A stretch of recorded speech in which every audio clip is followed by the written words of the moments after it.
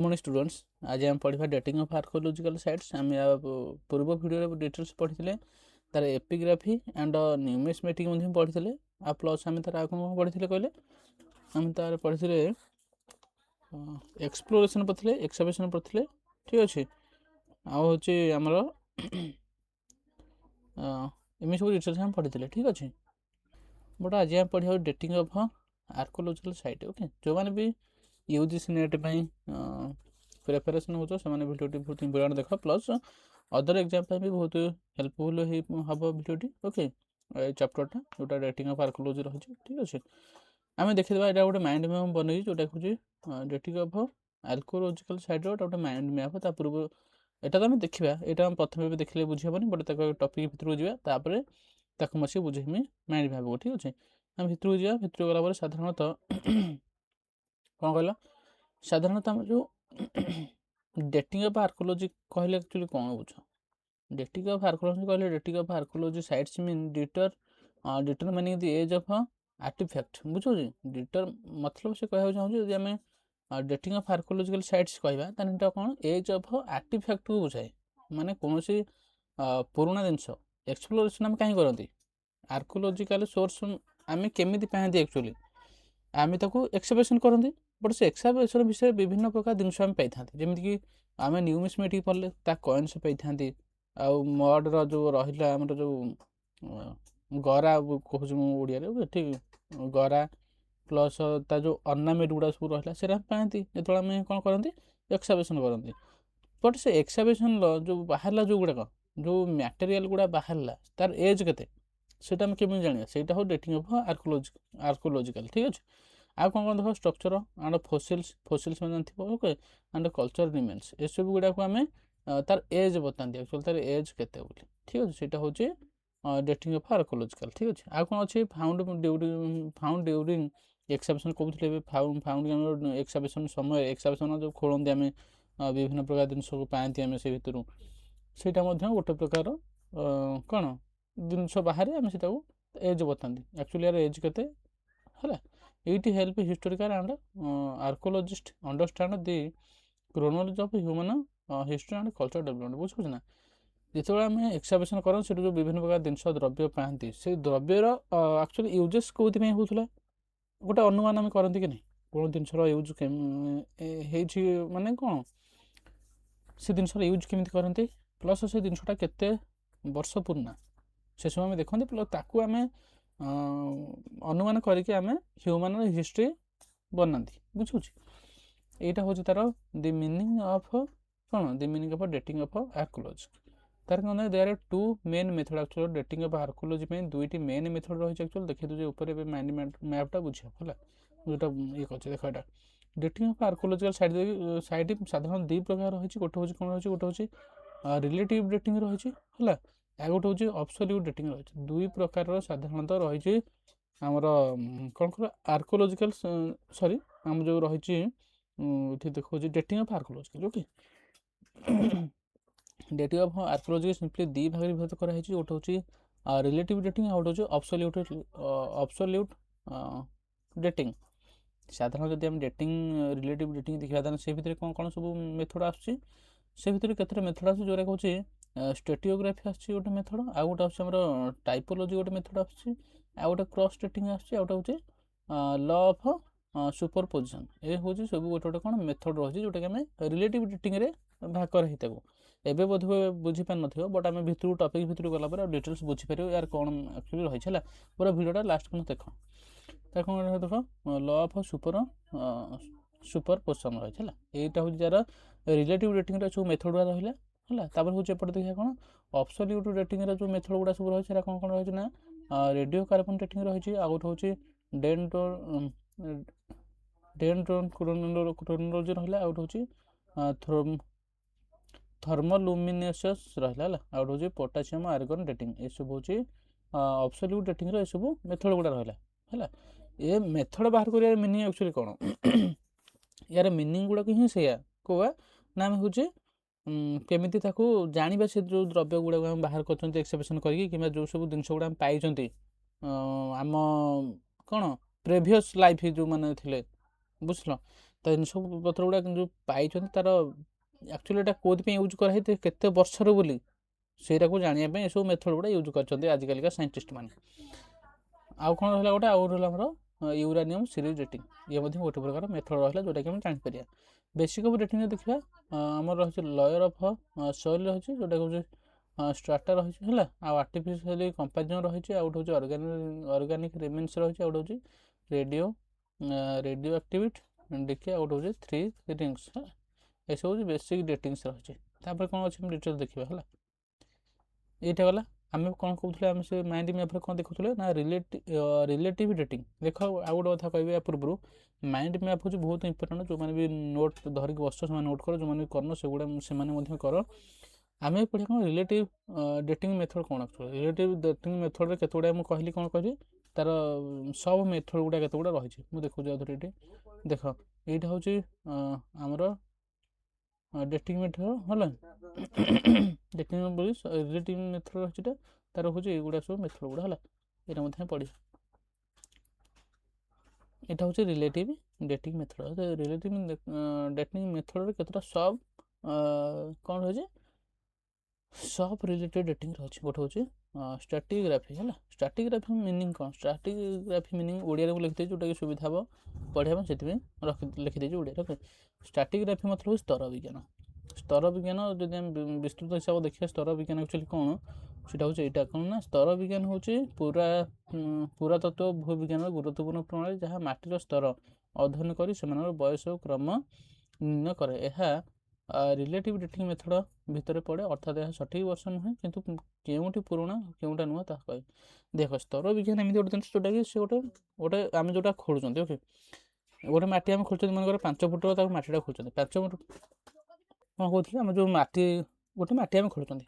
ସ୍ତର ବିଜ୍ଞାନ କ'ଣ କହୁଛି ହେଲା, ଏଇଠି ମୁଁ ଗୋଟେ ଦେଖୁଛି ଗୋଟେ ପିକ୍ଚର ଏଇଠି ମୁଁ ଦେଇଛି। ଗୋଟେ ମାଟି ଆମେ ଏଇ ଦେଖ, ଏଇଟା ହେଉଛି ଗୋଟେ ମାଟି ଆମେ ଗୋଟେ ଜାଗାରେ ମାଟି ଖୋଲିଲେ ଏତିକି ଗଭୀରର, ମନେକର ଏଇଟା ହେଉଛି 5 ଫୁଟ ଗଭୀରର ଆମେ ଖୋଲିଲେ ହେଲା। 5 ଗଭୀର ଖୋଲିଲେ ଏଇଟା କ'ଣ ହେଇଛି ନା ଆମେ ସ୍ତର ଦେଖିକି ଜାଣିପାରିବା। ଦେଖ ଆମେ ଜଷ୍ଟ 1 ଫୁଟ ଖୋଳିଲେ ତ ଆମର ପାଇଲେ କ'ଣ, ଏଇଟା ପାଇଲେ, ଏଇଗୁଡ଼ା ଯେଉଁ ମାଟି ହାଣ୍ଡି ପାଇଲେ, କିଛି ପଇସା ପାଇଲେ, ଏସବୁ ପାଇଲେ।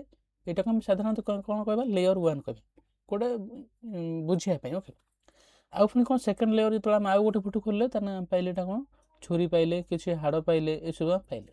ତାପରେ ଆଉ 1 ଫୁଟ ଖୋଲିଲା ପରେ ପୁନର ମାଟି ହାଣ୍ଡି ପାଇଲେ, ପ୍ଲସ୍ ଆମର ପାଇଲେ ପଥରର ଗୋଟେ ଅସ୍ତ୍ରଟା ବି ତିଆରି ସେଇଟା ପାଇଲେ। ତାପରେ ଆଉ ଗୋଟେ ଯେତେବେଳେ ଆମେ 1 ଫୁଟ ଖୋଲିଲେ ଆମେ ମାଟି ହାଣ୍ଡି ପାଇଲେ, ପ୍ଲସ୍ ସେମିତି ଗୋଟେ ପଥର ଟାଇପ୍ରେ ଗୋଟେ ପାଇଲେ ହେଲା।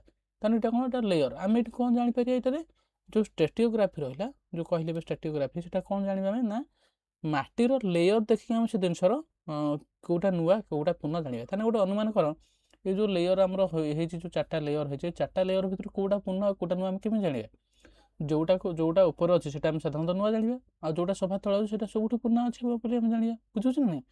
ଆଉ ତାହେଲେ ୟାଠୁ ଏ ଯେଉଁ ତଳେ ଯେଉଁଟା ଅଛି, ୟାଠାରୁ ନୂଆ କିଏ, ୟାଠାରୁ ନୂଆ ତା ଉପରଟା, ତା ସେଇ ଯେଉଁ ନୂଆର ଉପରେ ଯେ ରହିଛି ସେ ତାଠୁ ଆହୁରି ନୂଆ, ଆଉ ସେ ତାଠୁ ଆଉ ଯେଉଁ ଉପରେ ରହିଛି ସେ ତାଠୁ ଆହୁରି ନୂଆ।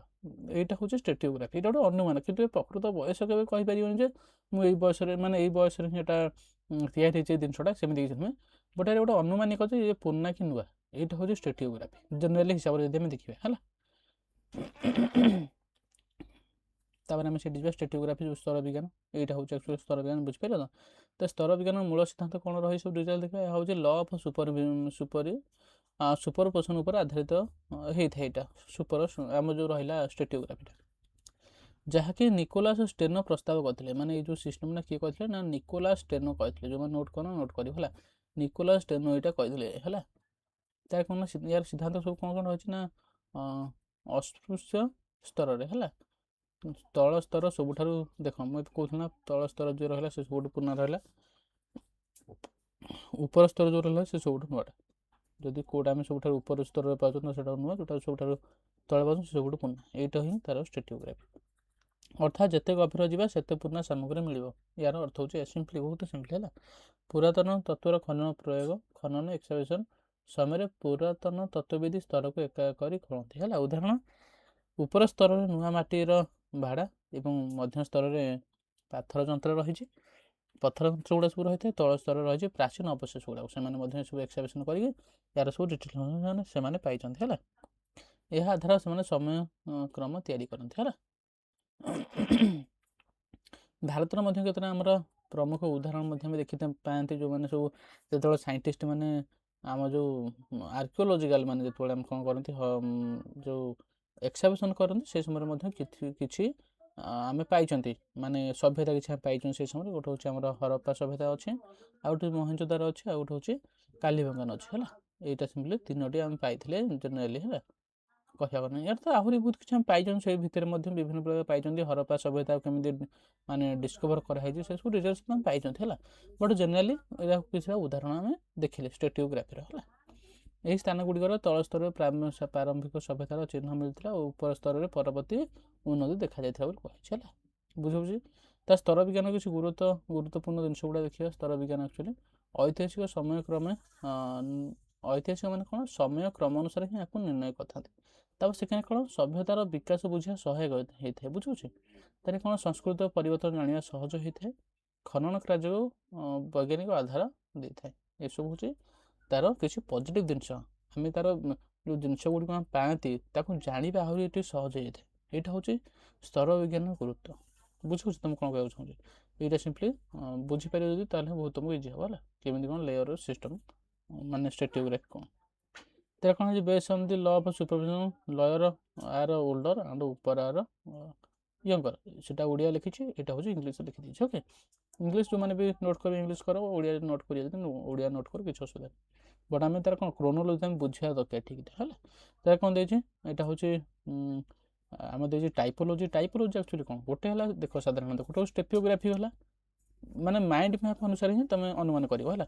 ଗୋଟେ ହେଉଛି ଷ୍ଟ୍ରାଟିଗ୍ରାଫି ଗଲା, ତାପରେ ଆଉ ଗୋଟେ ତା ତଳେ ଗୋଟେ ମେଥଡ଼ ଆସୁଥିଲା ଆମର ଟାଇପୋଲୋଜି। ଟାଇପୋଲୋଜି ସାଧାରଣତଃ କ'ଣ ନା, ଟାଇପୋଲୋଜି ହେଉଛି ପୁରାତତ୍ତ୍ୱର ଏକ ମୁଖ୍ୟ ରିଲେଟିଭ୍ ରେଟିଂ ରହିଛି। ଏହି ପ୍ରଣାଳୀରେ ପୁରାତନ ବସ୍ତୁମାନଙ୍କୁ ଯଥା ମାଟିର ବାହାଡ଼ା, ଅସ୍ତ୍ର, ଗହଣା, ମୁଦ୍ରା, ଆକୃତି, ଶୈଳୀ ଓ ଗଠନ ଆଧାରରେ ଶ୍ରେଣୀଭୁକ୍ତ କରାଯାଇଥାଏ ଏବଂ ସେମାନଙ୍କ ସମୟକ୍ରମ ନିର୍ମାଣ କରାଯାଏ। ତାକୁ ହେଉଛି ଟାଇପୋଲୋଜି କୁହନ୍ତି ହେଲା। ଟାଇପୋଲୋଜିର ଅର୍ଥ ସିମ୍ପଲି ଆମେ ଯଦି ଦେଖିବା ତାହେଲେ ଟାଇପ୍ର ଅର୍ଥ ଶବ୍ଦ, ମାନେ ଟାଇପ୍ରୁ ଆସିଛି। ଟାଇପୋଲୋଜିଟା ଟାଇପ୍ ଶବ୍ଦରୁ ଆସିଛି। ଏହା କ'ଣ ଆକ୍ଚୁଆଲି ସମାନ ପ୍ରକାର ବସ୍ତୁ ଗୋଟିଏ ବଦଳରେ ରଖାଯାଏ ହେଲା। ଶୈଳୀର ପରିବର୍ତ୍ତନ ଆଧାରରେ ପୁରୁଣା ନୂଆ ବସ୍ତୁ ଚିହ୍ନଟ କରାଯାଏ। ସାଧାରଣତଃ ଯେଉଁ ଟାଇପୋଲୋଜି ରହିଛି, ଆମେ ଯେଉଁ ସବୁ ଜିନିଷ ପାଆନ୍ତି ସେସବୁ ଜିନିଷ ଯେଉଁଗୁଡ଼ାକୁ ଆମର ଯେଉଁଗୁଡ଼ା ସମାନ ଜିନିଷ ଲାଗେ ତାକୁ ଗୋଟେ ଅଲଗା ସିଷ୍ଟମ୍ ରଖାଯାଏ, ଗୋଟେ ଅଲଗା ସାଇଡ଼୍ରେ ରଖାଯାଏ, ଏମିତି ଭାଗ କରିଦିଆଯାଇଥାଏ। ସେଇଟା ହେଉଛି ଆମ ଟାଇପୋଲୋଜି ହେଲା। ଟାଇପୋଲୋଜି ଆକ୍ଚୁଆଲି କେମିତି କ'ଣ କାମ କରେ ତା ଡିଟେଲ୍ସ ଦେଖିବା। ଦେଖ, ସମୟ ସହିତ ମାନବ ସମାଜରେ ବସ୍ତୁର ଆକୃତି ଓ ଶୈଳୀରେ ପରିବର୍ତ୍ତନ ହୁଏ। ଉଦାହରଣ, ମାଟିର ବାହାଡ଼ା ପ୍ରାରମ୍ଭିକ କାଳ ଓ ସରଳ ଓ ଅଳଙ୍କାରହୀନ ହେଲା। ପରବର୍ତ୍ତୀ କାଳ କ'ଣ ଅଳଙ୍କୃତ ରଙ୍ଗୀନ ଡିଜାଇନ୍ ଥିଲା ବୋଲି କୁହାଯାଇଛି। ଏଇ ହେଉଛି ସିଷ୍ଟମ୍। ଏହି ପରିବର୍ତ୍ତନ ଆଧାରରେ ପୁରାତତ୍ତ୍ୱବିତ୍ ମାନେ ବସ୍ତୁର ନିର୍ଣ୍ଣୟ କରିପାରିବା ସହଜ ହୋଇଥାଏ ହେଲା। ବୁଝୁ ତ। ଭାରତର କିଛି ମଧ୍ୟ ଉଦାହରଣ ରହିଛି, ସେଇଟା ମଧ୍ୟ ହରପ୍ପାରେ ମଧ୍ୟ ବିଭିନ୍ନ ପ୍ରକାର ଆମେ ଅର୍ଣ୍ଣାମେଣ୍ଟସ୍ ସବୁ ରହିଛି ହେଲା। ତାର କ'ଣ ହେଲା ହେଉଛି ମହେଞ୍ଜୋଦାରୋରେ ମଧ୍ୟ ବିଭିନ୍ନ ପ୍ରକାର ଅର୍ଣ୍ଣାମେଣ୍ଟସ୍ ମିଳିଥାଏ ହେଲା। ତାର ମଧ୍ୟ ଡିଟେଲ୍ସ ଆମେ ଯେତେବେଳେ ଆମେ ଟପିକ୍ କଭର୍ କରିକି ଧୀରେ ଯାଉଛନ୍ତି ସେଠି ବୋଲି ଗଲା ପର୍ଯ୍ୟନ୍ତ ଆମେ ମଧ୍ୟ ତାର ଆହୁରି ଡିପ୍ଲି ଆମେ ପଢ଼ିବା ହେଲା। ଏଠାରେ ମିଳିଥିବା ମାଟିର ବାହାଡ଼ା ମୁଦ୍ରାର ଶୈଳୀ ବଦଳ ଆଧାରରେ ସମୟକ୍ରମ ତିଆରି କରାଯାଇଥାଏ। ଟାଇପୋଲୋଜିର କିଛି ପ୍ରକାର ଭେଦ ମଧ୍ୟ ଆମେ ଦେଖିବା ମିଳେ। ଗୋଟେ ହେଉଛି ଫର୍ମାଲ୍ ଟାଇପୋଲୋଜି ରହିଛି, ଆଉ ଗୋଟେ ହେଉଛି ଆମ ଷ୍ଟାଇଲିଷ୍ଟିକ୍ ଟାଇପୋଲୋଜି ରହିଛି, ଆଉ ଗୋଟେ ଫଙ୍କସନାଲ୍ ଟାଇପୋଲୋଜି ରହିଛି। ସବୁ ଏଗୁଡ଼ାକୁ ମଧ୍ୟ ମାନେ ମନେ ରଖିବା ଜରୁରୀ ବହୁତ। ବୁଝୁଛି। ଆକୃତି ଦେଖ, ଫର୍ମାଲ୍ ଯଦି ଆମେ କହିବା ଫର୍ମାଲ୍ ଟାଇପୋଲୋଜି କ'ଣ, ସେଟା ହେଉଛି ଆକୃତି ଆଧାରରେ ବିଭାଜନ ତାକୁ କରାଯାଇଥାଏ। ସେଇଟା ହେଉଛି ଫର୍ମାଲ୍ ଟାଇପୋଲୋଜି।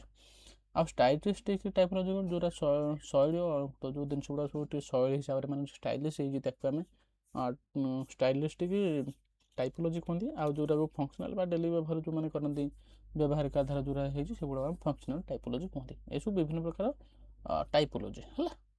ଟାଇପୋଲୋଜିର ଗୁରୁତ୍ୱ ଯଦି ଦେଖିବା ତାଙ୍କ ସମୟକ୍ରମେ ତିଆରି କରିବା ସହଜ ହେଲା। ସଂସ୍କୃତିର ବିକାଶ ବୁଝି ଆହୁରି ସହଜ ହେଇଥାଏ ଆମକୁ ଟାଇପୋଲୋଜିରେ ହେଲା। ବିଭିନ୍ନ ସ୍ଥାନ ସମ୍ପ୍ରଦାୟ ଜାଣିବା ସହାୟକ ହୋଇଥାଏ ଏବଂ ଖନନ ତଥ୍ୟକୁ ବ୍ୟବସ୍ଥିତ କରେ। ଏଇଟା ହେଉଛି ଟାଇପୋଲୋଜି। ସୀମାବଦ୍ଧତା ଯଦି ଦେଖିବା, ସଠିକ୍ ବର୍ଷ କହିପାରିବୁନି ଯେ କେଉଁ ବର୍ଷରେ ତିଆରି ହେଇଥିଲା, ବଟ୍ ଗୋଟେ ଅନୁମାନିକ ଆମେ ଜାଣିପାରନ୍ତି ତାର ୟୁଜେସ୍ ମେନ୍ ଆମେ ଜାଣିପାରନ୍ତି ହେଲା। ତାର କ'ଣ କେବଳ ସମ୍ଭବ ବୟସ ରିଲେଟିଭ୍ ନିର୍ଣ୍ଣୟ କଥା ବୋଲି କୁହାଯାଇଛି। ବୁଝୁଛି। ଏଇଟା ମଧ୍ୟ ସେମ୍ ସେ କଥା କହୁଛି ଷ୍ଟଡି ଅଫ୍ ଆର୍ଟିଓଲୋଜି ଟାଇପୋଲୋଜି ପୋଟ୍ରି ଆଉ ହେଉଛି ଟୁଲ୍ସ ହେଉଛି ଅର୍ଣ୍ଣାମେଣ୍ଟସ୍। ଏସବୁ ଗୁଡ଼ାକୁ ଷ୍ଟଡି କରିବାକୁ ଆମେ आर्टिफैक्ट्स टाइप्स बोली सब कहते हैं। Change in style and design help determine sequence of time बुझु तो जो डिजाइन एंड स्टाइल से हम कौन करे सीक्वेंस ऑफ टाइम से हम बतई थे है। तापर गोटे आम रहा 3 नंबर क्रॉस डेटिंग रहा आम से माइंड मैप पढ़ी ना क्रॉस डेटिंग ये क्रॉस डेटिंग जब कह क्रॉस डेटिंग हूँ पुरातत्व एक मुख्य रिलेटिव डेटिंग रही प्रणाली भिन्न भिन्न स्थान में मिलता वस्तु मान तुलना कर समयक्रम निर्णय कराए यहाँ गोटे प्रकार डेटिंग है।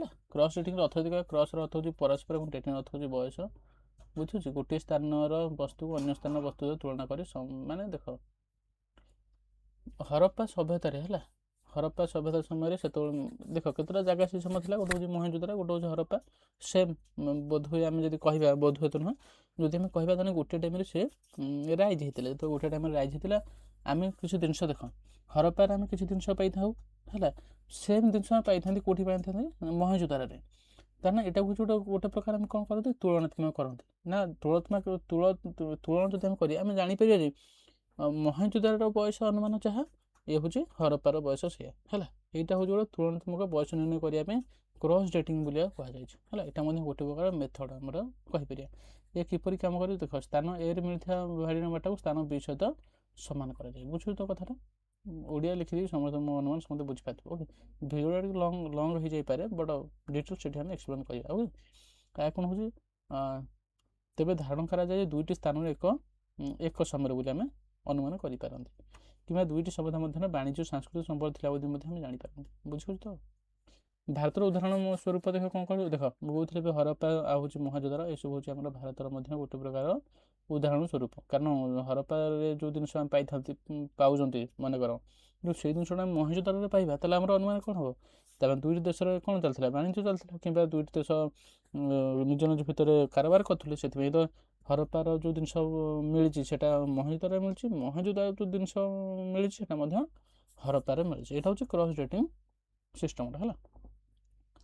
आ कौन रहा किसी क्रॉस डेटिंग किसी गुरुत्वपूर्ण जिनस आम देखा साधारणतः भिन्न स्थान समयक्रम मेल खाई कर सहायक रही वाणिज्य और सांस्कृतिक संपर्क जानवर सहायक अन्य रिलेटिव डेटिंग प्रणाली को सहयोग करे इतिहास समयसीमा तैयारी करने उपयोग होता है बुझे तो तार कौन रही है देखिए आउट रहा आमर सेकेंड जो देख कहे आमर एटा 2 नंबरटा गोटे हूँ अब्सोल्यूट आम कौन करते माइंड मैप देखिए माइंड मैप चाहिए देख यहाँ हूँ गोटे रिलेटिव डेटिंग कही रिलेटिव डेटिंग जी सब मेथड थी सब आलोचना करें गोटे स्टेटियोग्राफी गोटे टाइपोग्राफी गोटे क्रॉस डेटिंग आगे लॉ ऑफ सुपरपोजिशन यहाँ तार जी मेथड रहा से सब आम डिस्कसन कले रिलेटिव डेटिंग पट ए हूँ आउ गोटे जोटा तार गोटे देख गोटे रिलेटिव अच्छी गोटे पट आउ गोटे हूँ अब्सोल्यूट गोटे पट अच्छे अब्सोल्यूट जो डेटिंग रहा तार केते प्रकार मेथड रही गोटे हूँ रेडियो कार्बन डेटिंग रही है आम कौन पढ़िया अब्सोल्यूट डेटिंग जहाँ जहाँ जी मेथड रहा से सब मेथड पढ़िया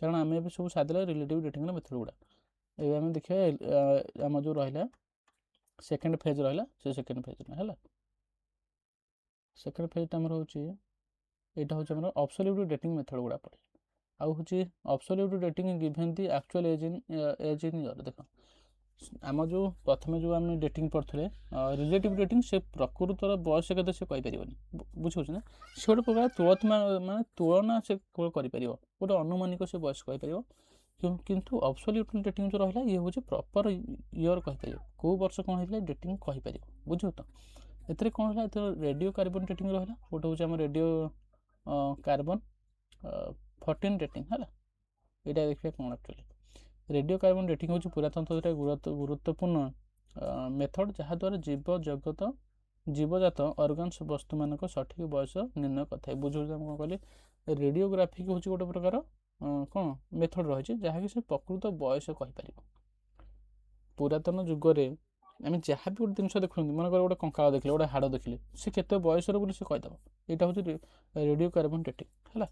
यही प्रणाली को 1949 मसीहा विलियर्ड लिबी आविष्कार करते कहुए है यहाँ मन रखिए 1949 मसीहा विलियर्ड लिबी आविष्कार करते से नोबेल पुरस्कार दिखाई मन रखिए रेडियो कार्बन डेटिंग है आ कौन है यार मूल धारणा जो देखिए पृथ्वीर वातावरण कार्बन 14 C14 नामक एक रेडियो ଆକ୍ଟିଭିଟି ତଥ୍ୟ ରହିଛି। ଜୀବଜଗତ ଓ ପଶୁମାନଙ୍କ ବାତାବରଣ କାର୍ବନ ଗ୍ରହଣ କରନ୍ତି। ସେମାନେ ମରିଗଲା ପରେ C14 ଗ୍ରହଣ ବନ୍ଦ ହେଇଯାଏ। ବୁଝିବୁ ତ? ପରେ C14 ଧୀରେ ଧୀରେ କ୍ଷୟ ବା ଡିକେ ହେବାରେ ଲାଗେ। ଏହି କ୍ଷୟ ହାର ମାପିବା ବସ୍ତୁର ବୟସ ଗଣନା କରାଯାଇଥାଏ। ହାଫ୍ ଲାଇଫ୍ ଯେତିକି ଦେଖିବା କାର୍ବନ 14ର ହାଫ୍ ଲାଇଫ୍ ହେଉଛି କେତେ ନା 5730 ବର୍ଷ। କାର୍ବନ 14ର ହାଫ୍ ଲାଇଫ୍ ଏଇଟା ମଧ୍ୟ ମନେ ରଖିବା ବହୁତ ଇମ୍ପୋର୍ଟାଣ୍ଟ ରହିଛି ହେଲା। 5730 ଅଛି ଅର୍ଥାତ୍ 5730 ବର୍ଷ C14ର ଅର୍ଦ୍ଧକ୍ଷୟ ହୋଇଯାଇଥାଏ ବୋଲି କୁହାଯାଇଛି ହେଲା। ଏହି ଗଣିତ ଆଧାରରେ ବୟସ ନିର୍ଣ୍ଣୟ କରାଯାଇଥାଏ ସାଧାରଣତଃ। କେଉଁ ବସ୍ତୁ ଉପରେ ଆକୁ ଆମେ ବ୍ୟବହାର କରିପାରିବା? ଆକୁ ଆମେ ସିମ୍ପଲି କାଠ, ହାଡ଼, ବୀଜ, କୋଇଲା, ପତ୍ର ଏସବୁ ଉପରେ ଆକୁ ଆମେ ବ୍ୟବହୃତ କରିପାରିବା, କିନ୍ତୁ ପଥର କିମ୍ବା ଧାତୁରେ ଏହା କାମ କରେ ନାହିଁ, ମନେ ରଖିବ ହେଲା। ସମୟ ସୀମା କ'ଣ ହେଉଛି? ପ୍ରାୟ 50,000 ବର୍ଷ ପର୍ଯ୍ୟନ୍ତ ପୁରୁଣା ବସ୍ତୁ ଏ ଡେଟ୍ କରିପାରିବ। ଏହାଠାରୁ ଅଧିକ ପୁରୁଣା ହେଲେ C14 ଅତ୍ୟନ୍ତ କମ୍ ହୋଇଯାଇଥାଏ। ବୁଝୁଛି? ତା ଯଦି ଆମେ 50 ବର୍ଷ ଉପରକୁ କହିବା ଡେଟିଂ କରିବା ପାଇଁ ସେ ଟିକେ ମୁସ୍କିଲ ହୁଏ, ବଟ୍ ଯଦି 50,000 ଭିତରକୁ କୌଣସି ଜିନିଷ ହୁଏ ତାହେଲେ ସେ ତାର ପ୍ରକୃତ ଏଜ୍ କହିପାରିବ କେତେ ବୋଲି। ଭାରତର ଉଦାହରଣ ମଧ୍ୟ ରହିଛି, ଏଇଟା ହେଉଛି ମେହେରଗଡ଼ ରହିଛି, ଗୋଟେ ହରପ୍ପା ରହିଛି। ଏଇ ଦୁଇଟି ମଧ୍ୟ ପ୍ରକୃତ ଏଜ୍ ସେ କହିଦେଇଛି। ଆମର ଯେଉଁ ଆମର ଯେଉଁ ରହିଲା କ'ଣ ଏଇଟା ଏଇଟା ଆମର ରେଡ଼ିଓ କାର୍ବନ ଡେଟିଂ ଯେଉଁ ରହିଛି ହେଲା, ସେ କହିଦେଇଛି ସିମ୍ପଲି କେତେ ଆମର ମେହେରଗଡ଼ ଆଉ ହେଉଛି ହରପ୍ପାର ପ୍ରକୃତ ବୟସ କେତେ। ବୁଝୁଛି? ଏଠାରେ ମିଳୁଥିବା କୋଇଲା ଓ ହାଡ଼ ଆଧାରରେ ସଭ୍ୟତାର ବୟସ ନିର୍ଣ୍ଣୟ କରାଯାଇଥିଲା ହେଲା। ଗୁରୁତ୍ୱ କ'ଣ ରହିଛି? ସଠିକ୍ ବର୍ଷର ବୟସ ଦେଖାଯାଏ। ପୁରା ତତ୍ତ୍ୱର ବୈଜ୍ଞାନିକ ଆଧାର ଦେଇଥାଏ। ପ୍ରାଗ ଇତିହାସ ସମୟ ବୁଝିବା ସହାୟକ ହୋଇଥାଏ। ଇତିହାସ ସମୟ ସ୍ପଷ୍ଟ କରିଥାଏ। ଏଇଟା ହେଉଛି ରେଡ଼ିଓ ଆମର ରେଡ଼ିଓ କାର୍ବନ। ଠିକ୍ ଅଛି, ଦେଖିଦେବା ଥରେ। ଏଇଟା ହେଉଛି ରେଡ଼ିଓ କାର୍ବନ ଡେଟିଂ, ମନେ ରଖିବ ହେଲା। ଆଉ ସୀମାବଦ୍ଧତା ଯଦି କହିବା, କେବଳ ଜୀବଜାତ ବସ୍ତୁରେ ଇଏ କାମ କରେ। 50,000 ବର୍ଷରୁ ଅଧିକ ପୁରୁଣା ହେଲେ ବସ୍ତୁରେ ଅସୁବିଧା ହେଇଥାଏ। ଆଉ ଦୂଷଣ ହେଲେ ଫଳ ଭୁଲ ହେଇଯାଇପାରେ ବୋଲି କୁହାଯାଇଛି ହେଲା। ଡେଭଲପମେଣ୍ଟ ପାଇଁ ଏଇଟା କ'ଣ କରିଥିଲା ନା ୱିଲିୟମ୍ ଲିବି କରିଥିଲା। ଆମେ ଯେଉଁଟା ଇଂଲିଶରେ ପଢ଼ିଲେ ତା ଡିଟେଲ୍ସ ମଧ୍ୟ ଏଠି ମୁଁ ଇଂଲିଶରେ ଲେଖିଦେଇଛି। ଯେଉଁମାନଙ୍କୁ ଇଂଲିଶ ଇଜି ହେଉଛି ସେମାନେ ମଧ୍ୟ ଇଂଲିଶରେ ଦେଖିପାରିବେ ହେଲା। ତାର କ'ଣ ରହିଲା? ତାପରେ ସେକେଣ୍ଡ ହେଉଛି ଡେଣ୍ଡ୍ରୋକ୍ରୋନୋଲୋଜି ବା ଟ୍ରି ରିଙ୍ଗ ଡେଟିଂ ହେଲା। ଏଇଟା ଆମର ଡେଣ୍ଡ୍ରୋକ୍ରୋନୋଲୋଜି କ'ଣ ଦେଖିବା। ଡେଣ୍ଡ୍ରୋକ୍ରୋନୋଲୋଜି ହେଉଛି ପୁରାତନ ଏକ ଗୁରୁତ୍ୱପୂର୍ଣ୍ଣ ଅବସଲ୍ୟୁଟ୍ ଡେଟିଂର ମେଥଡ଼ ରହିଛି, ଯାହା ଗଛର ବାର୍ଷିକ ବୃଦ୍ଧି ବୟ ବା ଆମର ଟ୍ରି ହେଲା ଟ୍ରି ହେଲା ଟ୍ରି ରିଙ୍ଗସ୍ ଅଧ୍ୟୟନ କରି ବସ୍ତୁର ସଠିକ୍ ବୟସ ନିର୍ଣ୍ଣୟ କରିଥାଏ। ଏହି ପ୍ରଣାଳୀକୁ ବୈଜ୍ଞାନିକ ଭାବେ ବିକାଶ କରିଥିଲେ ଏଇ ଡଗ୍ଲାସ୍ ହେଲା। ଏଇଟା ମନେ ରଖିବା ମଧ୍ୟ ଏଇ ଡଗ୍ଲାସ୍, ଯେଉଁଟା ଡେଣ୍ଡ୍ରୋକ୍ରୋନୋଲୋଜି ବା ଟ୍ରି ରିଙ୍ଗସ୍ ଡେଟିଂରେ ଅଛି। ଏହାର ଅର୍ଥ ହେଉଛି ଡେଣ୍ଡ୍ରୋ ମତଲବ ହେଉଛି ଗଛ, କ୍ରୋନୋଲୋଜି ହେଉଛି ସମୟକ୍ରମ ହେଲା। ସେଥିପାଇଁ ତାକୁ କ'ଣ କରିଥିଲା? ଡେଣ୍ଡ୍ରୋକ୍ରୋନୋଲୋଜି ଅର୍ଥାତ୍ ଗଛର ଆଧାରିତ ସମୟ ଗଣନା ପ୍ରଣାଳୀ କରିଛି। ବୁଝିବ ତ କେତେ ଡେଭଲପମେଣ୍ଟ କରିଛନ୍ତି ଏମାନେ। ହଉ ଠିକ୍ ଅଛି। ମୂଳ ସିଦ୍ଧାନ୍ତ କ'ଣ? ପ୍ରତିବର୍ଷ ଗଛରେ ଗୋଟିଏ ନୂତନ ବଳୟ ରିଙ୍ଗ ତିଆରି ହୁଏ ବୋଲି ସେ କହିଥିଲେ। ପ୍ରତ୍ୟେକ ବଳୟ ଗୋଟିଏ ବର୍ଷକୁ ସୁସ୍ଥ କରେ ହେଲା। ବଳୟର ପାତଳତା ୱିଡ୍ଥ ସେହି ବର୍ଷର ଜଳବାୟୁ ଉପରେ ନିର୍ଭର କରେ। ଯଦି ଆମେ ବଳୟ ଗଣନା କରିବା ଗଛର ବୟସ ଜଣାପଡ଼ିଥାଏ ହେଲା। ବୁଝୁ ତ କେମିତି ସେ ହିସାବଟା କରୁଛି ଏଠି, ଦେଖିଦେବ ନିଜେ ହେଲା। କିପରି କାମ କରେ ଯଦି କହିବା? କାଠରେ ଏକ ନମୁନା ନିଆଯାଏ, ବଳୟ ଗଣାଯାଏ। ଶୁଣ ତାରିଖରେ ଅନ୍ୟ ଗଛ ସହ ମେଳ କରାଯାଏ। କ୍ରସ୍ ମ୍ୟାଚିଂ ଯେଉଁ ଆମେ ପଢ଼ିଥିଲେ ସେମିତି କ୍ରସ୍ ମ୍ୟାଚିଂ କରାଯାଏ।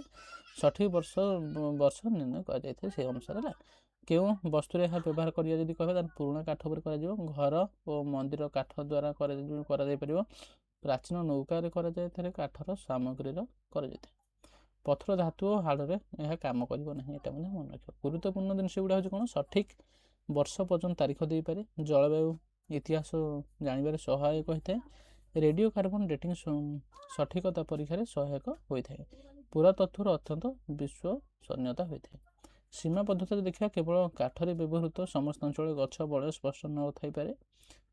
ଆମର ଯେଉଁ ଟ୍ରପିକାଲି ଅଞ୍ଚଳ ରହିଲା, ଯେପରିକି ଭାରତର କିଛି ଅଞ୍ଚଳ ମଧ୍ୟ ରହିଛି ଯେଉଁଟା ହେଉଛି ବଳୟ ସ୍ପଷ୍ଟ ନୁହେଁ ବୋଲି କୁହାଯାଇଛି ହେଲା। ସେଇଟା ମଧ୍ୟ ମୁଁ ଇଂଲିଶରେ ଲେଖିଦେଇଛି, study of annual growth rings tree ହେଲା। ଯେଉଁମାନେ ବି ଇଂଲିଶ ଥିବ ଠିକ୍ରେ ସେ ପଢ଼ିପାରିବ, କିଛି ଅସୁବିଧା ନାହିଁ, ଦେଖିଦେବ ନିଜେ। ବଟ୍ ମୁଁ ଓଡ଼ିଆରେ ଏଥିପାଇଁ ଲେଖିଛି କି ଯେଉଁମାନେ ଟିକେ ଇଜି ହେବ ମୁଁ ପଢ଼ିବା ପାଇଁ, ତାକେ ଯେଉଁମାନେ ବି ବୁଝିବା ପାଇଁ ମଧ୍ୟ ତାକୁ ଇଜି ହେଇପାରିବ, ସେଥିପାଇଁ ମୁଁ ଓଡ଼ିଆ ଲେଖିଦେଇଛି। ପ୍ଲସ୍ ଇଂଲିଶରେ ବି ଲେଖିଦେଇଛି, ଇଂଲିଶରେ ଲେଖିବ, କିଛି ଅସୁବିଧା ନାହିଁ। ତାପରେ 3 ନମ୍ବର ଆସୁଛି ଆମର ଥର୍ମୋଲୁମିନିୟସ୍ ଡେଟିଂ ହେଲା। ଥର୍ମୋଲୁମିନିୟସ୍ ଡେଟିଂ କ'ଣ ଅଛି ସେସବୁ ଦେଖିବା। ଥର୍ମୋଲୁମିନିୟସ୍ ଡେଟିଂ ହେଉଛି ପୁରା ତତ୍ତ୍ୱର ଏକ ଗୁରୁତ୍ୱପୂର୍ଣ୍ଣ ମେଥଡ଼ ରହିଛି, ଯାହାଦ୍ୱାରା ମାଟିର ଭାଟା, ଇଟ୍ ଏବଂ ଅନ୍ୟାନ୍ୟ ଜଳା ଯାଇଥିବା ବସ୍ତୁମାନଙ୍କର ବୟସ ନିର୍ଣ୍ଣୟ କରାଯାଏ। ଏଇଟା ହେଉଛି ଥର୍ମୋ ଲୁମିନେନ୍ସ ବୋଲି କୁହାଯାଏ। ଯେଉଁ ଜିନିଷ ଗୁଡ଼ା ଆମେ ଜଳେଇ ଦେଇଛନ୍ତି ସେ ଜିନିଷର ଜଳିଗଲା ପରେ ତା ଯାହା ବି ସବୁ ରହିଗଲା ପିସ୍ ସେସବୁକୁ ଆମେ ଚେକ୍ କରିକି ମଧ୍ୟ କହିପାରିବା ୟାର କେତେ ବୟସ ହେଲା। ଥର୍ମୋ ମତଲବ ତାପ ଆଉ ଲୁମିନେନ୍ସ ମତଲବ ହେଉଛି ଆଲୋକ। ବୁଝୁଛି? ବହୁତ ଇମ୍ପୋର୍ଟାଣ୍ଟ ଜିନିଷ ପିଲାମାନେ ମନେ ରଖିବ। ଅର୍ଥାତ୍ ତାପ ଦେଲେ ଯେ ଆଲୋକ ବିକରଣ ହୁଏ ସେହି ଆଲୋକ ଆଧାରରେ ବୟସ ନିର୍ଣ୍ଣୟ କରାଯାଇଥାଏ। ମୂଳ ସ୍ରୋତ ହେଉଛି ମାଟି ଓ ପଥର ଉପରେ ମଧ୍ୟ ଥିବା କିଛି ଖଣିଜ ଯେମିତି କ୍ୱାର୍ଟଜ, ଫେଲ୍ଡସ୍ପାର, ପ୍ରାକୃତିକ ବିକରଣ, ରେଡ଼ିଓଟେସନ୍ ହେଲା, ରେଡ଼ିଏସନ୍ ଯେଉଁଟା ରହିଲା ଶୋଷଣ କରେ। ଯେତେବେଳେ ବସ୍ତୁକୁ ଉଚ୍ଚ ତାପରେ ଜଳାଯାଏ ଯଥା ଭାଡ଼ା ଓ ପକାଇବା ସମୟରେ ସମସ୍ତ ପୂର୍ବତନ ଶକ୍ତି ମୁକ୍ତ ହୋଇଯାଇଥାଏ। ପରେ ପୁଣି ବିକରଣ ଶୋଷଣ ଆରମ୍ଭ କରେ। ଏହି ଶୋଷିତ ଶକ୍ତିକୁ ଲାବୋରେଟୋରୀରେ ତାପ ଦେଲେ ଆଲୋକ ଭାବେ ବାହାରୁଥାଏ। ଏହି ଆଲୋକର ପରିମାଣ ଆଧାରରେ ବୟସ ଗଣନା କରାଯାଏ। ହେଲା, କେଉଁ ବସ୍ତୁ ଉପରେ ଆମେ ବ୍ୟବହାର ଯଦି କରିବା କଥା ମାନେ ମାଟିର ଫାଳ ଯେଉଁଟା ପଟି ରହିଲା, ଇଟା ରହିଲା, ମୂର୍ତ୍ତି ରହିଲା, ଚୁଲିର ଅବଶେଷ ରହିଲା, ଅଗ୍ନି ଦଗ୍ଧ ରହିଲା, ହେଲା, ଏସବୁ ଗୁଡ଼ାକ ଆମେ ତାର କହିପାରିବା ତା ଏକ୍ଜାକ୍ଟଲି ବୟସ କେତେ। ଏଇଟାକୁ ଆମେ ସାଧାରଣତଃ କ'ଣ କହିବା କହିଲ ଥର୍ମୋ ଲୁମିନେନ୍ସର କହିବା। ହେଲା, ଯେଉଁଟାକି ଯେଉଁ ଜିନିଷ ଗୁଡ଼ା ଜଳାଇ ଦିଆଯାଇଥାଏ ସେ ତାର ଏଜ୍ କହିପାରିବ। କାଠ ହାଡ଼ରେ ବ୍ୟବହୃତ ହୁଏନି ବୋଲି କୁହାଯାଏ। ଏଇଟା କାଠ ହାଡ଼ରେ ବ୍ୟବହୃତ ହୋଇପାରିବନି। ସମୟ ସୀମା ପ୍ରାୟତଃ 100 ବର୍ଷରୁ 5 ଲକ୍ଷ ବର୍ଷ ପର୍ଯ୍ୟନ୍ତ ପୁରୁଣା ଡେଟ୍ କରିପାରିବେ। ବୁଝିଲୁ ତ, ଭେରି ଇମ୍ପୋର୍ଟାଣ୍ଟ ଜିନିଷଟା। ଭାରତର ଉଦାହରଣ ଯଦି ଦେଖିବା, ଭାରତର ଉଦାହରଣ କ'ଣ ରହିଲା, ଗୋଟେ ହେଉଛି କାଲିମଙ୍ଗାନ ରହିଲା ଆଉ ଲୋଥା ରହିଲା। ହେଲା, ବୁଝିଲୁ ତ, ଏ ଯେଉଁ ଉଦାହରଣ ଦେଉଛି ଏ ଉଦାହରଣ ଗୁଡ଼ା ମଧ୍ୟ ତାର ତଳେ ଲେଖିଦେବ ସର୍ଟକଟ୍ରେ। ଏଇଟା ଯେମିତି ମୁଁ ବନେଇ ସେମିତି ହିସାବରେ ହିଁ ଲେଖିବା, ବହୁତ ଇଜି ହେବ ପଢ଼ିବା ପାଇଁ। ଗୋଟେ ହେଉଛି କାଲିମଙ୍ଗାନ ଆଉ ଗୋଟେ ଲୋଥା ରହିଛି। ହେଲା, ସେଟା ଥର୍ମୋଲୁମିନେନ୍ସ ଡେଟିଂ ବ୍ୟବହୃତ ହୋଇଛି। ଏଠାରେ ମଧ୍ୟ ମାଟିର ଭଳିଆ ଇତିହାସ ବୟସ ନିର୍ଣ୍ଣୟ LT ପ୍ରଣାଳୀ କରାଯାଇଥାଏ। ବୁଝିଲେ ତ, ଗୁରୁତ୍ୱ ହେଉଛି ରେଡ଼ିଓ କାର୍ବନ ଡେଟିଂ ଯେଉଁଠି କାମ କରେନି ସେଠି ଉପଯୋଗୀ। ପ୍ରାଚୀନ ମାଟିର ଭାଡ଼ାର ସଠିକ୍ ବୟସ ଦେଇପାରେ, ପୁରାତନ ବୈଜ୍ଞାନିକ ଆଧାରରେ ଯୋଗାଇ ଯାଇଥାଏ। ସୀମାବଦ୍ଧତା କ'ଣ ରହିଲା, ପରୀକ୍ଷା ଖର୍ଚ୍ଚାଳୁ, ଫଳାଫଳ 100% ସଠିକ୍ ହୋଇପାରେ, ଦୂଷଣ ହେଲେ ଭୁଲ ଫଳାଫଳ ଆସିପାରେ। ହେଲା, 4 ନମ୍ବର ହେଉଛି ପଟାସିୟମ୍ ଆର୍ଗୋ ଡେଟିଂ ରହିଲା। ପଟାସିୟମ୍ ଆର୍ଗୋ ଡେଟିଂ କ'ଣ ନା ଏହା ହେଉଛି ଏକ ଭୂବିଜ୍ଞାନର ଏକ ଗୁରୁତ୍ୱପୂର୍ଣ୍ଣ ଡେଟିଂ ମେଥଡ଼ ରହିଛି। ଏହାଦ୍ୱାରା ବହୁତ ପୁରୁଣା ପଥର ଓ ଅଗ୍ନିଜାଶିଳ ଆମେ ବୟସ ନିର୍ମାଣ କରିପାରିବା, ତାର ମାନେ ବୟସଟା ଆମେ ଜାଣିପାରିବା। ହେଲା, ପଟାସିୟମ୍ ଯଦି କହିବା 40 ପଟାସିୟମ୍ 40 ଓ ରେଡ଼ିଓ ଆକ୍ଟିଭ ତତ୍ତ୍ୱ ଏହା ସହିତ ଏହା ଆର୍ଗନ୍ 40ରେ ପରିଣତ ହୁଏ। ଏହି ପରିବର୍ତ୍ତନ ହାର ମାପି ପଥରର ବୟସ ନିର୍ମାଣ କରାଯାଇଥାଏ ବୋଲି କୁହାଯାଇଛି। ହେଲା, ଯେଉଁ ହିସାବ ଦିଆଯାଇଛି ସେଇ ହିସାବରେ ହିଁ ଆମେ କରିବା। ହେଲା, ଅର୍ଥାତ୍ ପଥର ତିଆରି ହେବା ପରେ ପଟାସିୟମ୍ 40 ଧୀରେ ଧୀରେ ଆର୍ଗନ୍ 40କୁ ପରିଣତ ହୋଇଯାଏ। ପଟାସିୟମ୍ 40 ଧୀରେ ଧୀରେ ଆର୍ଗନ୍ 40କୁ ପରିଣତ ହୋଇଯାଇଥାଏ। ହେଲା, ବୟସ ସମୟ କ୍ରମେ ଏହି ଦୁଇ ତତ୍ତ୍ୱର ଅନୁମାନିତ ଆଧାର ବୟସ ଗଣନା କରାଯାଇଥାଏ ବୋଲି ସେ କୁହାଯାଇଛି। ହେଲା, ସେଟାକୁ ଆମେ ପଟାସିୟମ୍ ଡେଟିଂ ବୋଲି ପଟାସିୟମ୍ ଆର୍ଗନ୍ ଡେଟିଂ ବୋଲି କୁହନ୍ତି ସେଟା। ହେଲା, ହାଫ୍ ଲାଇଫ୍ ଯଦି ପଟାସିୟମ୍ 40 ହେଉଛି ତ ହାଫ୍ ଲାଇଫ୍ଟା କେତେ 1.3 ବିଲିୟନ ବର୍ଷ ଯାଉଛି। ବୁଝିହେଉଛି ତ, ବହୁତ ଇମ୍ପୋର୍ଟାଣ୍ଟ ଜିନିଷ ଏଟା ମଧ୍ୟ ମନେ ରଖିବା। ପଟାସିୟମ୍ 40ର ହାଫ୍ ଲାଇଫ୍ ହେଉଛି 1.3 ବିଲିୟନ ବର୍ଷ। ହେଲା, UGC ନେଟ୍ରେ ମଧ୍ୟ ଏଭଳିଆ କ୍ୱେଶ୍ଚନ୍ସ ଆସିପାରେ ମନ। ତେଣୁ ଏହା ବହୁତ ପୁରୁଣା, ଲକ୍ଷରୁ କୋଟି ବର୍ଷ ପର୍ଯ୍ୟନ୍ତ ବସ୍ତୁ ଡେଟ୍ କରିବାରେ ବ୍ୟବହୃତ ହୋଇଥାଏ। କେଉଁ ବସ୍ତୁରେ ବ୍ୟବହୃତ ହେଉଛି ଯଦି କହିବା ତାର ଆଗ୍ନିଜା ପଥର, ଲାଭା ପ୍ରଭାବ, ଏସବୁ ଜିନିଷ ଗୁଡ଼ା ହେଲା ସେ ବ୍ୟବହୃତ ହୋଇଥାଏ। ଆଉ ସବୁ କ'ଣ ରହିଲା ଉଦାହରଣ ଯଦି ଦେଖିବା ଆମେ ତ ଓଲ୍ଡ ଡୁଭାଇ ଜର୍ଜକୁ ମଧ୍ୟ ତାର ଆମେ ଉଦାହରଣ ସ୍ୱରୂପ ନେଇପାରିବା। ଆଉ କ'ଣ ରହିଲା ସିମ୍ପଲି ଆଉ ଗୋଟେ ରହିଲା ଆମର ୟୁରାନିୟମ୍ ସିରିଜ୍ ଡେଟିଂ ରହିଲା। ୟୁରାନିୟମ୍ ସିରିଜ୍ ଡେଟିଂ ଯଦି ଦେଖିବା, ୟୁରାନିୟମ୍ ସିରିଜ୍ ଡେଟିଂ ହେଉଛି ପୁରାତତ୍ତ୍ୱ ଭୂବିଜ୍ଞାନର ଏକ ଗୁରୁତ୍ୱପୂର୍ଣ୍ଣ ଡେଟିଂ ରହିଛି, ଯାହାଦ୍ୱାରା ୟୁରେନିୟମ୍ ତତ୍ତ୍ୱର କ୍ଷୟ ଆଧାରରେ ବସ୍ତୁର ବୟସ ନିର୍ଣ୍ଣୟ କରାଯାଇଥାଏ। ମୂଳ ସିଦ୍ଧାନ୍ତ କହିବା ୟୁରେନିୟମ୍ ବା 238 ରହିଛି, ୟୁରେନିୟମ୍ 238 ଓ ୟୁରାନିୟମ୍ 234 ଏକ ରେଡ଼ିଓ ଆକ୍ଟିଭ ତତ୍ତ୍ୱ। ସମୟ ସହିତ ଏହା ଥୋରିୟମ୍ 230 ପରି ଅନ୍ୟ ତତ୍ତ୍ୱରେ ପରିଣତ ହୁଏ। ଏହା ପରିବର୍ତ୍ତନ ହାର ମାପିବା ବହୁତ ସହଜ ଥାଏ। ଏଗୁଡ଼ା ମନେ ରଖିବ। କେଉଁ ବସ୍ତୁ ଏଇଟା ଦେଖ ଆଉ ଗୋଟେ ଇମ୍ପୋର୍ଟାଣ୍ଟ ଦେଇଛି, ୟୁରେନିୟମ୍ ଧୀରେ ଧୀରେ ଅନ୍ୟ ତତ୍ତ୍ୱକୁ ପରିଣତ ହୋଇଥାଏ। ଏହି ଅନୁପାତ ଆଧାରରେ ସମୟ ଗଣନା କରାଯାଇଥାଏ। କେଉଁ ବସ୍ତୁର ବ୍ୟବହୃତ ଏହା ଯଦି କରାଯାଇଥାଏ ଆମେ କହିବା ତାହେଲେ ଗୁହାରେ ଥିବା କ୍ୟାଲସିୟମ୍ ଆସ୍ତରଣ ବା ଆମର ଷ୍ଟାଗ୍ଲାମାଇଟ୍ ଆଉ ପ୍ରାଚୀନ ହାଡ଼, ପ୍ରାଚୀନ ଦାନ୍ତ, ପଥର ଆବରଣ, ଏସବୁ ଜିନିଷରେ ଆମେ ଆକୁ ବ୍ୟବହୃତ କରିଥାନ୍ତି ବୋଲି କୁହାଯାଇଛି। ବଟ୍ କାହା ଉପରେ ଆମେ ବ୍ୟବହାର କରାଯିବ ଯଦି କହିବା ତାହେଲେ କାଠ କିମ୍ବା ମାଟି ଉପରେ ଆପଣ ବ୍ୟବହାର କରିପାରିବା ନାହିଁ। ଏସବୁ ମଧ୍ୟ ମନେ ରଖିବା ବହୁତ ଇମ୍ପୋର୍ଟାଣ୍ଟ ଜିନିଷ ଗୁଡ଼ା ପିଲାମାନେ। ସମୟ ସୀମା ପ୍ରାୟ 1000 ବର୍ଷରୁ 5 ଲକ୍ଷ ବର୍ଷ ପର୍ଯ୍ୟନ୍ତ ଇଏ ଡେଟିଂ କରିପାରିବ। ହେଲା, ଆଉ କ'ଣ ହେଲା ୟା ଉଦାହରଣ ଦେଖିବା ମାନେ ଲାକ୍ସିୟସ୍ କେବ୍ ରହିଛି ଏହାର ଉଦାହରଣ ସ୍ୱରୂପ ହେଲା ବୁଝିପାରୁଛି। ତାପରେ 3 ହେଉଛି ଆମର 3ରେ ଆସୁଛି ଆମର ଲିଟରେଚର ସୋର୍ସ ରହିଲା ବୁଝିପାରୁଛ ତ। ଲିଟରେଚର ସୋର୍ସରେ ଆମେ ଦେଖିବା କ'ଣ କହିବା ମୁଁ ଆଉ ଥରେ ମାଇଣ୍ଡ ମ୍ୟାପ୍ ପ୍ରତି ନେଇଯାଉଛି ଇଜି ହେବ ଆମକୁ ପଢ଼ିବା ପାଇଁ ଦେଖୁଛି ଆଉ ଥରେ ମାଇଣ୍ଡ ମ୍ୟାପ୍ ଏ ଦେଖ ଡେଟିଂ ଅଫ୍ ଆର୍କୋଲୋଜିକାଲ ସାଇଟ୍ ଯଦି ଦେଖିବା ଏସବୁ ଗଲା ଆମେ ସିମ୍ପଲି ସାଧାରଣତଃ ଆମେ ଡେଟିଂ ଅଫ୍ ଆର୍କୋଲୋଜି ଡିଟେଲ୍ ଆମେ ସାରିଦେଲେ ତ କେମିତି କ'ଣ ଆମେ ତାକୁ ଡିଟେଲ୍ସ ଜାଣିପାରୁଛୁ ସେସବୁ ସାରିଦେଲେ ତା ସହିତ ଆମେ ଏକ୍ସଟ୍ରା ଗୋଟେ ଆମେ ପଢ଼ୁଛନ୍ତି କ'ଣ ପଢ଼ୁଛୁ ସେଟା ହେଉଛି ଆମେ ଆମର ହେଉଛି କ'ଣ ରହିଲା ଆମର ଏଇଠି କହୁଛି লিটারারি সোর্স এন্ড ডেটিং ହେଲା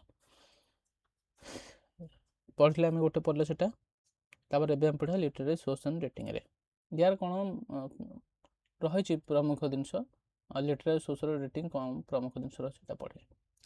ଏଟା ଯଦି ଆମେ ମାଇଣ୍ଡ ମ୍ୟାପ୍ ଗୋଟେ ତିଆରି କରୁଛେ ଏଟା ହେଉଛି ଫରେନ୍ ଆକାଉଣ୍ଟ ଦେଖିବା ହେଲା ତାପରେ ଦେଖିବା ତାକୁ କ୍ଲାସିଫିକେସନ୍ କରିଦେଇଛି ମୁଁ ଦେଖି ଗୋଟେ ହେଉଛି ଯଦି ଆମେ ଦେଖିବା ଫରେନ୍ ଆକାଉଣ୍ଟରେ ତାହେଲେ ସେଟା କେତେ ଭାଗରେ କରାଯାଏ ଏଟା ହେଉଛି ଗୋଟେ ହେଉଛି ଗ୍ରୀକ୍ ରୋମାନ ଆଉ ଗୋଟେ ହେଉଛି ଚାଇନିଜ୍ ଟ୍ରାଭେଲର ଆଉ ଗୋଟେ ହେଉଛି ଆରବିକ୍ ଆଣ୍ଡ ପର୍ସିଆନ୍ ଆଉ ଗୋଟେ ହେଉଛି ଅଦର୍ସ ହେଲା। ଅଦର୍ସରେ ଆମେ ଦେଖ ଆରବ ଆଣ୍ଡ ପର୍ସିଆନରେ ଦେଖିବା ଆଲବେରୁଣି ଚାଇନିଜ୍ ଟ୍ରାଭେଲର ଦେଖିବା ଫାଇଏନ୍ ଆଣ୍ଡ ଚୁଆଙ୍ଗଜାଙ୍ଗ ଆଉ ହେଉଛି ଗ୍ରୀକ୍ ଆଣ୍ଡ ରୋମାନ କଥା ଯଦି ଦେଖିବା ମେଘାସ୍ତିନିକ୍ ଆଉ ଗୋଟେ ପ୍ଲେନି ଏମାନଙ୍କର ମଧ୍ୟ ବହୁତ ଗୁରୁତ୍ୱପୂର୍ଣ୍ଣ ଭୂମିକା ରହିଛି লিটারারি সোর্স। କ'ଣ লিটারারি সোର୍ସ ଆମେ ସାଧାରଣତଃ କହିଲେ କ'ଣ କହିଲ ସାହିତ୍ୟିକ লিটাରାରି ମାନେ ସାହିତ୍ୟିକ ଡେଟିଂ ମାନେ ଦେଖ ଆମେ ଯେଉଁ ଜିନିଷ ଗୁଡ଼ାକୁ ବୈଜ୍ଞାନିକ ପ୍ରଣାଳୀରେ କରିପାରିବା ତାକୁ ଆମେ ବୈଜ୍ଞାନିକ ପ୍ରଣାଳୀରେ କଲେ କି ନାହିଁ ପଢ଼ିଲେ ଯେଉଁ ଆମ ଷ୍ଟାର୍ଟିଂରେ ବଟ୍ ସିଏ ଏବେ କହୁଛି ଯେ ଆହୁରି ମଧ୍ୟ କି ଡେଟିଂ ରହୁଛି ତାକୁ ଡିଟେଲ୍ସ ଜାଣିବା ପାଇଁ ଅତୀତକୁ ସେଟା ହେଉଛି লিটারারি সোর্স। লিটারারি সোর্ସ ମିନିଂ ହେଉଛି ସାହିତ୍ୟିକ। এই ଯେଉଁ ଗ୍ରୀକ୍ର ଯେଉଁ ରୋମାନ ଗ୍ରୀକ୍ ଆଣ୍ଡ ରୋମାନ ଯେଉଁ ଥିଲେ ମେଘାସ୍ତିନିକ୍ ଆଣ୍ଡ ପ୍ଲେନି ଏମାନେ ତ ଗୋଟେ ଜଣେ ଜଣେ ଲିଟେରାର ନା ମାନେ ସାହିତ୍ୟିକ ଏମାନେ ଜଣେ ଜଣେ ନା ଚାଇନିଜରେ ମଧ୍ୟ ମାନେ ସାହିତ୍ୟିକ ରହିଲେ ମୁଁ ଯେଉଁ ଦେଖେଇଲି ଏଠି ଚାଇନିଜ୍ ଟ୍ରାଭେଲର ଗୁଡ଼ା ଆରବ ଆଣ୍ଡ ପର୍ସିଆନ୍ ମାନଙ୍କ ଯେଉଁ ଦେଖେଇଲି ସାହିତ୍ୟିକ ଆଲବେରୁଣି ଏମାନେ ମଧ୍ୟ ସାହିତ୍ୟିକ ଏମାନେ ମଧ୍ୟ ତାଙ୍କ ପୁସ୍ତକ ଲେଖିଛନ୍ତି ଯେତେବେଳେ ସେମାନେ ଭାରତକୁ ସେତେବେଳେ ଆସିଥିଲେ ସେମାନଙ୍କର ତାଙ୍କ ନିଜ ଅନୁଭୂତିକୁ ସେମାନେ ପୁସ୍ତକ ଲେଖିଛନ୍ତି ସେ ପୁସ୍ତକ ଗୁଡ଼ିକୁ ଯେଉଁଟାକି ସାଇତି କରିକି ଆଜି ରଖାହେଇଛି ତେଣୁକରି ଆକୁ ମଧ୍ୟ ଆମେ ଗୋଟେ ପ୍ରକାରର ଗୁରୁତ୍ୱପୂର୍ଣ୍ଣ ସୋର୍ସ ବା ଡେଟିଂ ବୋଲି ଆମେ କହିପାରିବା ସେଟାକୁ ଆମେ କ'ଣ କୁହ লিটারারি সোর্সিং ଡେଟ୍ ବୁଝିପାରୁଛୁ। ଇମ୍ପୋର୍ଟାଣ୍ଟ ୱାର୍କ ଦେଖିବା କ'ଣ ଏଠି କ'ଣ କ'ଣ ସବୁ ଇମ୍ପୋର୍ଟାଣ୍ଟ ୱାର୍କ ସେମାନେ କରିଥିଲେ ସେଟା ହେଉଛି ଇଣ୍ଡିକା ମେଘାସ୍ତିନିକ୍ ଯେଉଁ ଦେଖିଥିଲେ ସେ ହେଉଛି Indica very important travel and record of Faxian ହେଲା ଆଉ ଗୋଟେ ରେକର୍ଡ଼ ଅଫ୍ ଚୁଆଙ୍ଗ ତାପରେ ହେଉଛି କିତାବ ଅଲ୍ ହିନ୍ଦୀ ଆଲବେରୁଣି ହେଲା ଏସବୁ ଡିଟେଲ୍ସ। ତାପରେ ଦେଖିବା ଦେଖ ଆହୁରି ମଧ୍ୟ ବିଭିନ୍ନ ପ୍ରକାର ରହିଛି ଏଠି ପଲିଟିକାଲ ସିଷ୍ଟମ୍ ବିଷୟରେ ଲେଖିଛନ୍ତି କିଙ୍ଗ ବିଷୟରେ ସେମାନେ ଲେଖିଛନ୍ତି ଆଡମିନିଷ୍ଟ୍ରେଟିଭ ବିଷୟରେ ସେମାନେ ଲେଖିଛନ୍ତି ଆର୍ମି ବିଷୟରେ ସେମାନେ ଲେଖିଛନ୍ତି ସୋସିଆଲ ଷ୍ଟ୍ରକ୍ଚର ବିଷୟରେ ଲେଖିଛନ୍ତି କାଷ୍ଟ ଲେଖିଛନ୍ତି ଡେଲି ଲାଇଫ୍ ବିଷୟରେ ସେମାନେ ଲେଖିଛନ୍ତି ସେମାନେ ଯାହା ବି ସବୁ ଲେଖିଛନ୍ତି ଆମର ଯେଉଁ ଲିଟେରାରୀ ହିସାବରେ ସେସବୁ ଏଠି ଦେଖିବାକୁ ଆମେ ପାଆନ୍ତି ସେମାନେ କ'ଣ କ'ଣ ଇନଫର୍ମେସନ୍ ସବୁ ପ୍ରୋଭାଇଡ଼େଡ଼ କରୁଛନ୍ତି ବୁଝାଉଛି। ତାପରେ economy activity trade Roman trade tax system କେମିତି ଥିଲା ରିଲିଜିୟସ୍ କେମିତି ଥିଲା କଣ୍ଡିସନ୍ସ କ'ଣ କ'ଣ ସବୁ ରହିଥିଲା ହେଲା ରିଲିଜିୟସ୍ କଣ୍ଡିସନ୍ସ କ'ଣ କ'ଣ ଥିଲା ବୁଦ୍ଧିଜମ୍ ଏଜୁକେସନ୍ ୟୁନିଭର୍ସିଟିଜ୍ ଏସବୁ ବିଭିନ୍ନ ପ୍ରକାର ଆମେ କେଉଁଠୁ ପାଆନ୍ତି ଏସବୁ ଯେଉଁ ଇନଫର୍ମେସନ୍ ଗୁଡ଼ା ଆମେ କେଉଁଠୁ ପାଆନ୍ତି লিটারারি সোর্ସରୁ ସେସବୁ ପାଇଥାନ୍ତି ଭେରି ଇମ୍ପୋର୍ଟାଣ୍ଟ ଜିନିଷ ହେଲା। ଆଉ ଇମ୍ପୋର୍ଟାନ୍ସ କ'ଣ ହେଲ୍ପ ରିକନଷ୍ଟ୍ରକ୍ଟ ଆନ୍ସିଏଣ୍ଟ ହିଷ୍ଟ୍ରି ଆମେ ଅତୀତର ଯେଉଁ ଇତିହାସ ତାକୁ ଜାଣିବା ବହୁତ ଆମକୁ ଇଜି ହେଇଥାଏ ଏମାନଙ୍କର লিটারারি সোর্ସରୁ ବୁଝୁଛି। ଗୋଟେ ଗଲା লিটারারি সোর্স ଆଉ ଗୋଟେ ହେଉଛି ଏବେ ଏଇଟା ହେଉଛି ଇଣ୍ଡିଜିନିୟସ୍ ଲିଟରେଚର ବୁଝୁଛୁ ତ ଏଇଟା ହେଉଛି ଇଣ୍ଡିଜିନିୟସ୍ ଲିଟରେଚର। ଇଣ୍ଡିଜିନିୟସ୍ ଲିଟରେଚର ଆମେ କ'ଣ କ'ଣ ସବୁ ଜାଣନ୍ତି କେଉଁ ବିଷୟ ଜାଣନ୍ତି ଦେଖ ଇଣ୍ଡିଜିନିୟସ୍ ଲିଟରେଚର ହେଉଛି ଦେଶୀୟ ସାହିତ୍ୟ ଭାଷା ହେଲା ମାନେ ଦେଶର ନିଜସ୍ୱ ଲୋକମାନଙ୍କ ଦ୍ୱାରା ରଚିତ ସାହିତ୍ୟକୁ ଆମେ କ'ଣ କୁହନ୍ତି ଇତିହାସ ସଂସ୍କୃତି ଓ ଧର୍ମ ସମାଜ ବିଷୟରେ ତଥ୍ୟ ଦେଇଥାନ୍ତି ପୁରା ତତ୍ତ୍ୱ ଅଧ୍ୟୟନକୁ ଏହା ସାହିତ୍ୟିକ ସ୍ରୋତ ବା ଲିଟେରାରୀ ସୋର୍ସ ଭାବରେ ବ୍ୟବହାର କରାଯାଏ। ଯଦି ଆମେ କହିବା ଲିଟେରାରୀ ସୋର୍ସେସ୍ ସାଧାରଣତଃ ସେ ଲିଟେରାରୀ ସୋର୍ସ କହିଲେ ଆମେ କ'ଣ ବୁଝାଏ ସାହିତ୍ୟକୁ ବୁଝାଏ ବଟ୍ ଯଦି ଆମେ ଇଣ୍ଡିଜିନିୟସ୍ ଲିଟରେଚର କହିବା ତାହେଲେ ଆକୁ କାହାକୁ ବୁଝିବ ଦେଶୀୟ ଭାଷା ମାନେ ଆମ ଭାରତର ଲୋକମାନେ ଯେଉଁଗୁଡ଼ା ସବୁ ଲେଖିଛନ୍ତି ତାକୁ ଆମେ ଇଣ୍ଡିଜିନିୟସ୍ ଲିଟରେଚର କହିବା ବଟ୍ ଖାଲି ଯଦି ଆମେ କହିବା ଲିଟରେଚର ଏଇ ଯେଉଁଠି ଆମେ ଦେଖେଇଲି ମୁଁ लिटरेरी सोर्स यदि कहबे ताले ये होची समस्त को बुझौची बट जदि इंडिजिनियस लिटरेचर कहबे ताने केवल हम भारतीय लोक माने बुझिबा देशर जो साहित्य गुडा सब रहला से सब कोन होला देखो इंडिजिनियस मतलब होची देश जो देश स्वदेशी आ लिटरेचर मतलब साहित्य बुझो तो अर्थात निज देश लोक माने जहाँ सब लिखछन सेरा हम कहया देखो हम निज देश लोक माने कौन सब लिखिछंती पास्ट विषय सब ऋग्वेद लिखिछंती समवेद लिखिछंती यजुर्वेद लिखा है अथर्ववेद लिखा है माने ये जो वेद गुड़ा रहा ये गुड़ा आम सब कौन कह इंडिजिनियस लिटरेचर कह है इंडिजिनियस लिटरेचर मन रखिए भेरी इंपोर्टेंट जिन यही गुड़िक प्राचीन आय समाज धर्म राजनीति और अर्थनीति विषय तथ्य दे था उपनिषद धार्मिक ग्रंथ दार्शनिक चिंताधारा और आध्यात्मिक ज्ञान विषय तथ्य दे था भेरी इंपोर्टेंट महाकाव्य देख आहरी विभिन्न प्रकार उपनिषद और धार्मिक ग्रंथ आम देखा मिले से कौन कौन महाकाव्य रहा रामायण रहा महाभारत रहा है समाज राजनीति युद्ध प्रणाली और संस्कृति विषय तथ्य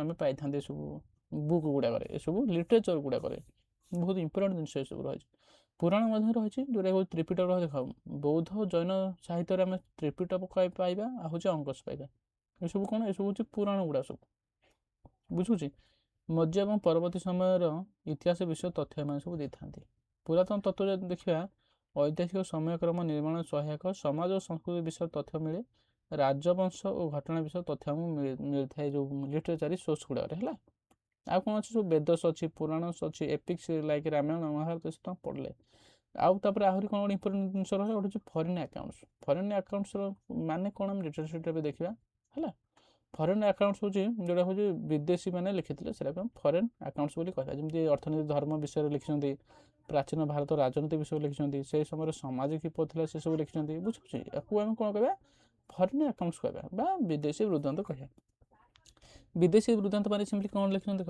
मेघास्थनीय सब कौन लिखी मेघास्थनी लिखी चंद्रगुप्त मौर्य दरबार को दूत भाव में आसते चंद्रगुप्त मौर्य समय मन रखिए इंपोर्टेंट जिन मेघास्थनी ग्रंथ इंडिकार से मौर्य साम्राज्य विषय विभिन्न प्रकार जिन से लिखी इंडिका गोटे बुक जी कि मेघास्थनी लिखी से कौपर इंडिका बुक लिखी से लिखी मौर्य साम्राज्य विषय लिखी बुझे तो चंद्रगुप्त मौर्य केमी इकोनोमी सिस्टम केमी सोशल सिस्टम ये सब जिन विषय लिखी रिलीजियस से कौ रिलीजियस को विश्वास करते कौ रिलीजियस को से एक्सेप्ट करते ये सब जिन गुड़ाक आम पाती इंडिका बुक्स साधारणतः देख ये कहुई देख प्रशासन समाज व्यवस्था और नेता सेना सेना विषय आम वर्णना करते प्लिनी दि एल्डर प्लिनी से समय आसते मेघास्थनी टाइम है से रोम आसते रोम भारत व्यापार विषय से तथ्य दीजिए देख प्लिनी बहुत इंपोर्टेंट मन रख चीन यात्री मैंने देखिए फाइएन रही फाइएन होती गुप्त जुगर भारत को आसते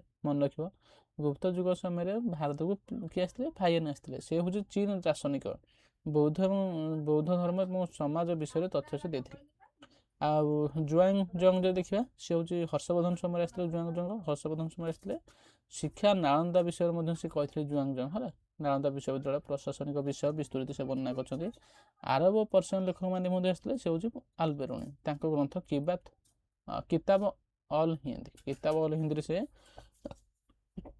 भारतीय समाज धर्म और विज्ञान विषय से तथ्य देते अल्बेरुनी लिखी कौन किताब ऑल हिंद है विदेशी वृद्धंतर विभिन्न प्रकार गुरुत्व तो आम देखिले राजनीति विज्ञान आम जानते अतीतर एवं अतीतर समाज विषय आमको विभिन्न प्रकार जिन शिक्षा मिलता है एमकर वृत्तांतर यहाँ हूँ गोटे गुरुत्वपूर्ण जिन है Greek writer like Megasthenes Chinese writer like Fa Hien and Xuanzang एम ये है फाइनाली आज जो टॉपिक पढ़ले टॉपिक कंप्लीट हो जाए जोटा कि हूँ डेटिंग ऑफ आर्कोलॉजिकल साइट्स जहाँ जहाँ सब आम केमी आर्कोलॉजी जिन साइट्स गुड़ाक जिन गुड़ा आम केमी डेटिंग करती आम केमी जानती से सब टॉपिक आम आज कंप्लीट है आउ इन नेक्स्ट वीडियो आम तार टोटल एमसीक्यू ही स्टार्ट करिया पूरा 100-200 एमसीक्यू आम रिविजन करिया कारण जमी भी कौन करते पड़ा यूजीसी नेट को क्लीयर करते पड़े खाली यूजीसी नेट कथा नुहे ये जो टॉपिक गुड़ाक अलग एग्जाम मानक देखा मिलूँ है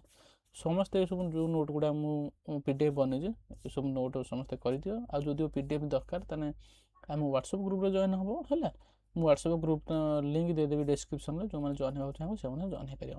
ଆଉ ଯେଉଁମାନେ ବି PDF ଚାହୁଁଛ ସେମାନେ ଆମ ଟେଲିଗ୍ରାମ ଗ୍ରୁପ୍ରେ ମଧ୍ୟ ଜଏନ୍ ହେଇପାରିବ। ମୁଁ ଟେଲିଗ୍ରାମର ଲିଙ୍କ୍ ଡେସ୍କ୍ରିପ୍ସନ୍ ଦେଇଦେବି, ଠିକ୍ ଅଛି।